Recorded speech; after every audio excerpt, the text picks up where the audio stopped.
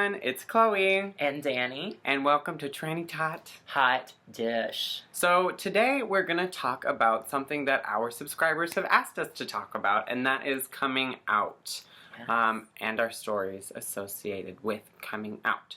So, before we start, we just want to thank everyone that has been watching and commenting on our video. Yes. Thank you, thank you, thank you. You guys are awesome. And very sweet, and we appreciate all the positive feedback that you've been giving us, except that one person that thumbs down every video. They can fuck off. Go suck a nut. Or two. You don't deserve to. So, let's talk about coming out. Yes. Coming out, I think, is super hard to do, and there are so many ways to do it.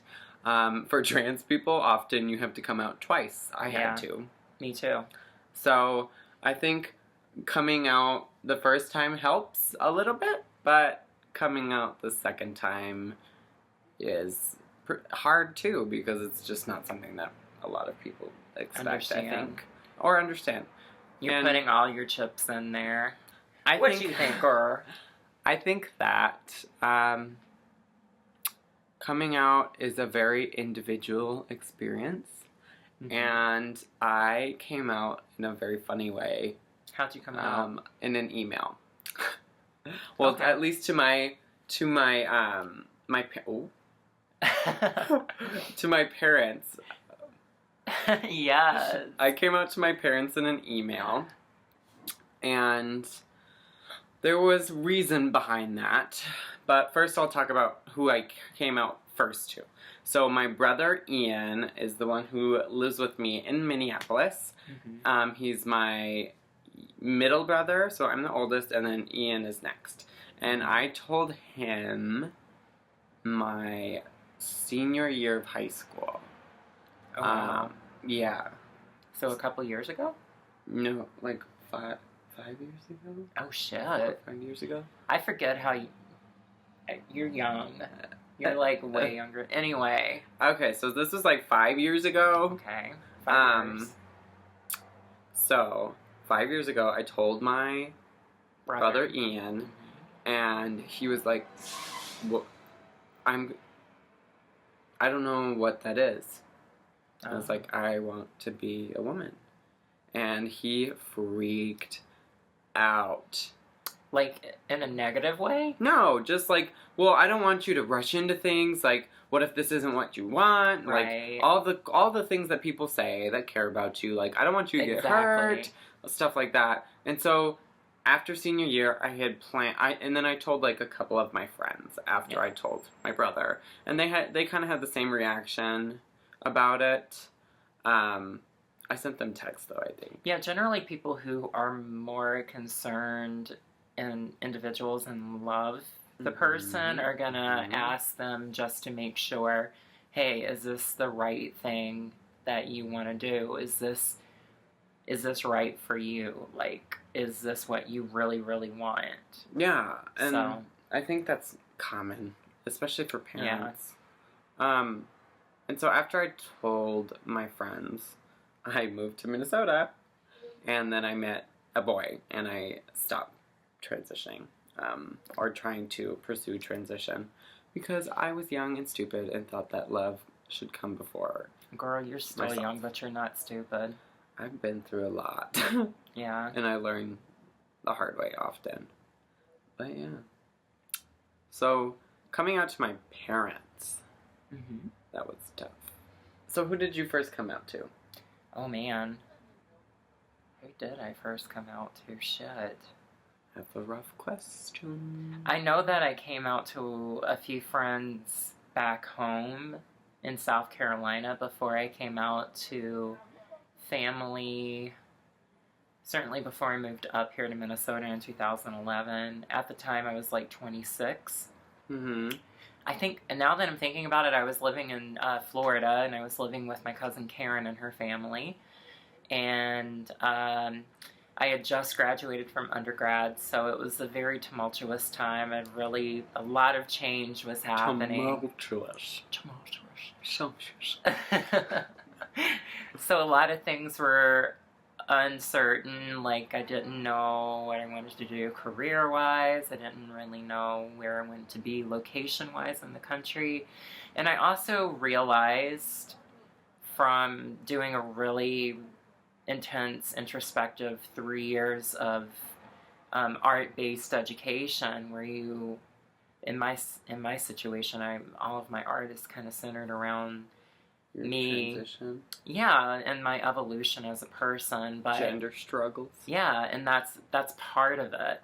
So I realized, like, after undergrad, that I was seriously uncomfortable in my body, and I had to do something about it, because, I mean, I'm a kind of person that does things, and subconsciously there's things scratching at the surface, but I'm not really willing to admit them to myself, like major things like that.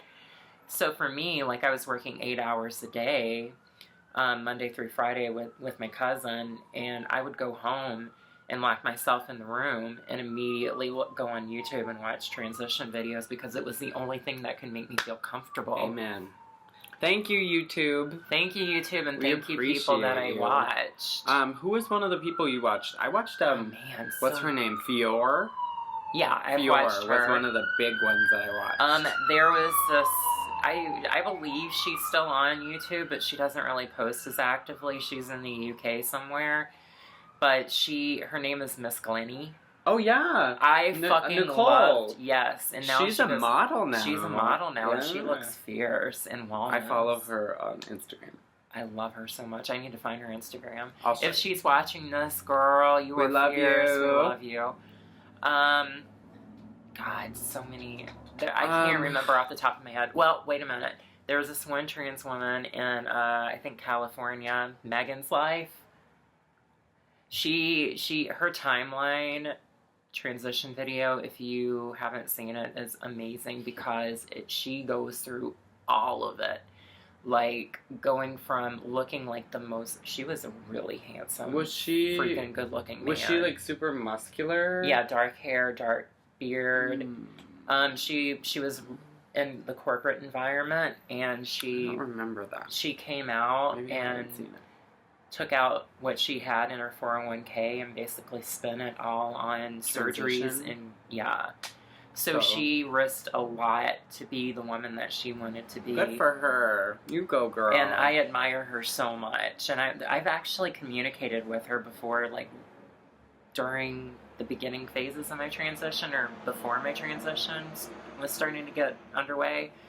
And she's really supportive and kind. So thank you, Megan. And I'll show her to Yeah, you. and so what we'll do is some of the videos or people that we're mentioning, Yeah. we can try to find the videos we're talking about and link them down below, so you guys can see what we're talking about. Because they helped us through transition and helped us come out. Mm-hmm. So we want them to be able to help you. There are godmothers. Godmothers.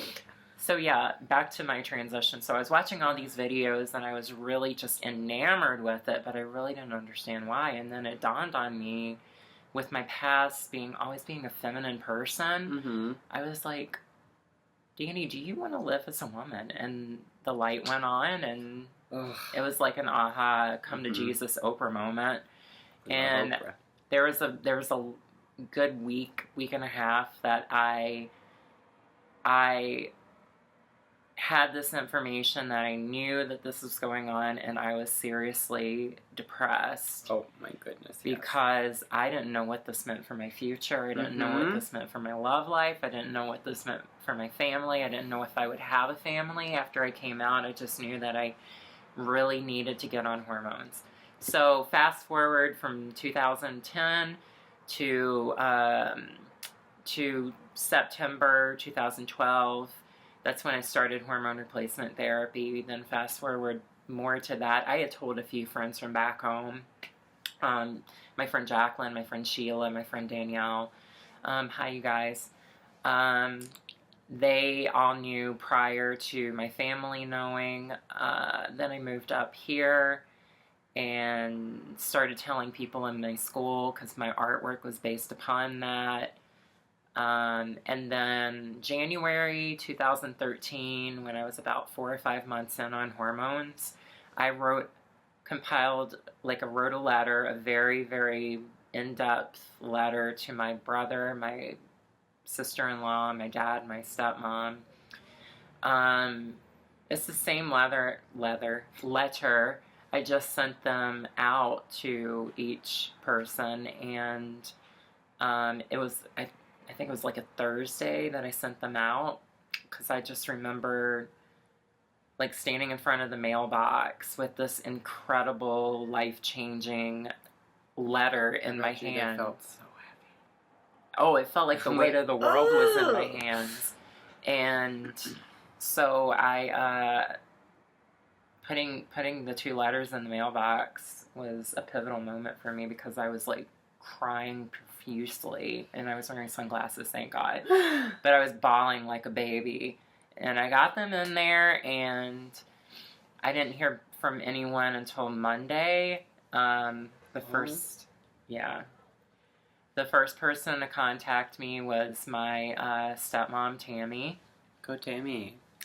And she was like, when she picked up the phone, or when I picked up the phone, she was obviously in distress. She had been crying, and she said, basically, I just read your letter. I read it to your father. My father couldn't even finish the letter. Like, he got into the first few sentences, and he was like, Danny's pouring his heart out to us right now. Like, I can't do this. I can't read this. You read this. So she read it to him, and was almost, thankfully, like a buffer, because she's a very open-minded and kind individual. And I'm not saying my dad isn't. My dad just comes from the baby boomer generation, and they don't know what trans is. They don't know what trans is about. So she said she was crying profusely over the phone to me, and I was crying because she was crying, and I thought, oh God, here we go. What's this going to mean? What is she going to say to me? And she said, the only reason I'm crying right now is due to the fact that you've held this knowledge in for so long, and you could have told one of us about it, so that we could have helped you do something about this, and you remained silent for so long, and that pain that you must have had, I can't even imagine, basically, is what she was saying. I'm paraphrasing it. And she said, I support you 100%, and I love you, and this doesn't change anything. And later on, my dad came around too, and we have a very typical relationship for us, a father and daughter. Since I don't see them very often, there are aspects that are kind of, need improving, like they still pronoun me male. My brother, on the other hand, called me right after Tammy did, and he was slightly judgmental about it, and he just really didn't know what was going on. Like, he actually, years and years and years ago, had asked me at one point if I was wanting to be a woman. And at that point, like, I didn't even know that that was, like, a possibility, but he had enough foresight in him to know what was going on. And I don't want to badmouth my brother, but he's not exactly the most accepting or open-minded person.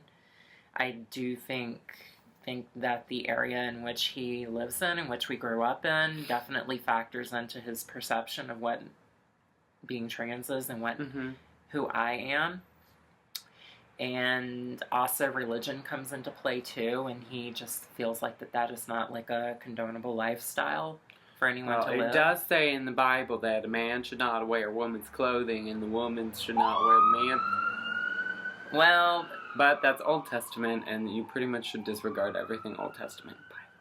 Honestly, I just disregard everything the Bible says completely, because it's all contradictory. But anyway, so my brother and I talked about it for a little while, and God, I will never forget this. He ended the phone call on saying the most idiotic thing. He was like, Dani, I just want to hear you say one thing to me. And I'm like, what?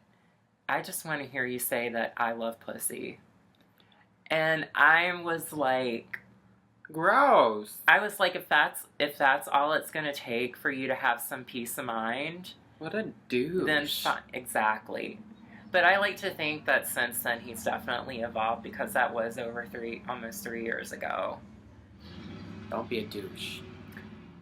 It's just a byproduct of where he grew up and the people he grew up around. Oy. I mean, obviously, it wasn't any of our parents doing that. Was he a jock? He was on the golf team, and he played baseball as a kid.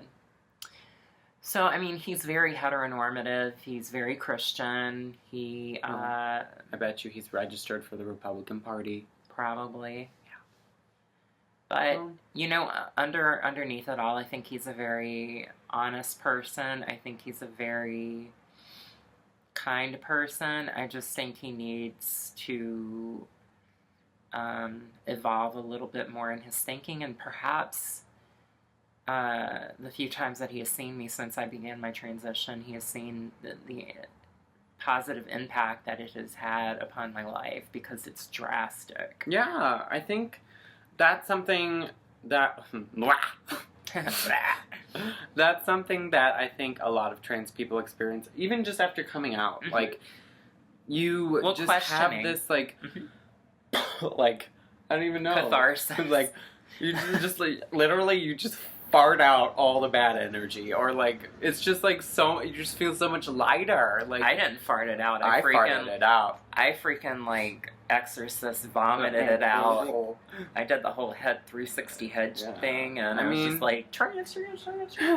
See, I feel like my dad's response was very similar to your stepmom's response. Okay. So when I came out to my parents, and sorry, this video is going to be long, but it's a good long topic, so. Oh, nice and long. Nice and long. Kielbasa. So when I came out to my parents, my mom was living in Minnesota because my little brother, Donovan, plays hockey. And my dad was living in Texas to provide for us, the whole family, because that's where he works and that's where he makes the most money. So he was providing for our family while our family was across the nation. So the reason I sent the email was to make sure that both my parents received it at the same time. Okay. It only seemed fair that way. Yeah. My mom and I are extremely close, and my dad and I have become more close over the years. Mm-hmm. And excuse the background noise, there's cars going by. Yeah, I live in a very tumultuous part of town. Urban. Near a hospital. So... you were talking about your dad and how your dad had a reaction similar to my stepmom. And so, like, my dad and I have become closer because of my transition, I think. But before, this was something that I didn't want to tell my mom first, because I felt like that would be unfair to both of them. Because then it would have been like, my mom would feel the need to tell my dad, and then my dad would say, like, well, why didn't Chloe tell me? Like... So, there was that. So, I sent them both an email, and it was the longest email I've ever written in my life. I think the email spanned, like, well, it was, like, that long. Yeah. So, it was, like, 2 computer screens long of an email. Mine was, like, 4 pages. So, it was, I mean... it was rough. It was a really rough email to write, too. But once I sent it, it was just so relieving. Yes. And then my parents immediately responded, called me as soon as they read it. And they didn't want... and I specifically said at the bottom of the email, like... don't call. Don't talk to me for the next week. I said don't. I said give yourself... some time to process this. Give yourself a week to process it, and they called me immediately. No, and I said, don't Like, don't talk to me for a week. I just want you to gather your thoughts before you say something stupid. Yeah. And just think about it yourself and just talk with each other, and then we can talk. So a week passed. I mean, they called instantly to say, like, oh, we got your email. Thank you for telling us. We'll talk to you later. And I'm glad that they respected that boundary that I had set. But, so they called me the next week. And my dad, surprisingly, took it better than my mom did. He just wasn't as, face about it. Because my mom's very emotional. She's all face. Like, you see everything. Just like me, I'm all face. Like, you see every emotion in my face. You are all face. I'm like... Literally and emotionally. Yeah. So... Look at that face. Let's see.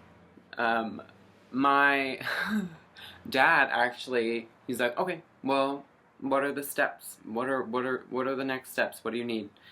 And I was like, well, probably laser hair removal and then hormones. And he's like, okay, well, find a laser hair removal place and I'll get you started. The week after. So my dad bought me a package of laser hair removal the week after I came out to him, which made me want to cry. That's so relieving. That made me want to cry. You were so lucky. And my mom actually was like, well, are you sure? Like, is this, I just feel like this is all coming so fast. Like, I don't want you to go so fast. Like, and that's you the need thing. time to think about it. And I'm like, Mom, I've been thinking years about this for 20 fucking years. Yes. Like, this is not, to you it may seem like it's going fast, but to me it couldn't come soon enough. Oh, yeah. And so when I told my mom, her and I had this, emotional, sob fest. But she was fine. The biggest reaction that I was not expecting, and I actually did cry when this happened. No. Well, that one too. So I have 3 more people to talk about, and then we're done. So my little brother Donovan. How did he take it? I was at my grandparents' house, my mom's parents, and we, all the time, we just, Donovan and I have been, both my brothers and I have been super close all my life, but Donovan and I, and then Ian and I, we both have different kinds of relationships. And Donovan has always kind of been like a little kid to me. And so we always, take naps, and, we're just really close. And cute. he, we're in the bedroom, because we were taking a nap before we were going to a movie, and he was like, so, what's new with you, I guess? And I was like, well, I need to tell you something, Donovan. And he's like, what? And then he got super nervous. He's like, do you have something? Are you gonna die? And I was like, no, I'm not gonna die. And he's like, are you getting married? And I was like, to who, Donovan? And then he was like, well, what is it? And I was like, well, there's just I was like, there's a way that I felt all of my life, and now it's just something that I've accepted. And he goes, you want to be a woman? And I said, yeah. See, I think people are incredibly perceptive. And they know, even if they're not willing to say anything. Yeah. Like, my brother said something. Yeah. But who else? Well, the thing he said that made me just want to, was, he goes, well, he's like, you know I love you. And he's 17. At the time, he was 16. He goes, you know I love you. Oh. And he goes, and if anything, it just gives me a reason to be more protective. He's like, I have a sister. And I was just like, dying, crying. And ever since, he's just treated me like That's exactly the hockey like player? that. Yeah, the sister that he's always had. Damn. Yeah. And the last one I'll talk about is my grandma, my mom's mom. My dad's parents took it very well. They helped me fund these babies. Thank you so much. and they've been super supportive. But, I mean, their reaction wasn't as, like, candid as my one Filipino grandma. Oh my God. And so I walk, this is the first time I'm coming to them as Chloe for Christmas. Yeah. And they knew, but we hadn't talked at all prior to that. And so I walk in the house, and I'm looking real cute, like in a pair of shorts, because it was Texas, so it was fairly warm. In a pair of shorts and like a cute like leather. Come on, Daisy. Leather top. Come on, Daisy Duke. And my grandma looks at me, and her eyes just get like. Yeah. And she's like, "Oh my God!" And I was like. Yeah. What? And she was like, "You are so sexy." And I was like, "Lola, like, what?" I have a story. Okay, so the first time that my father and my stepmom saw me as a woman, as me, was for my graduate thesis graduation for commencement. So they flew into Minneapolis. It was May 2013. They flew into Minneapolis. We were on our way. Actually, it was for the thesis exhibition. So like the night before. So they flew into Minneapolis. They got to the hotel. They went to Manny's Steakhouse because apparently my dad loves steak, so he wanted to go there more than anything. I know, right? And they spent nearly $200 for 2 people. So they left Manny's. They went to MCAD, which is where I went to grad school at. It's this art school in Minneapolis. Minneapolis College of Art and Design. I'm not going to speak bad about it. So I was in full femme mode. I had on a Zara dress. Or no, not a Zara dress. I had on that dress right there, that teal one. It's like this nice little baby doll dress. I had a sweater on, leggings. I had Jeffrey Campbell Lita boots on, which were like platform heels. So I was like 7 feet tall in those.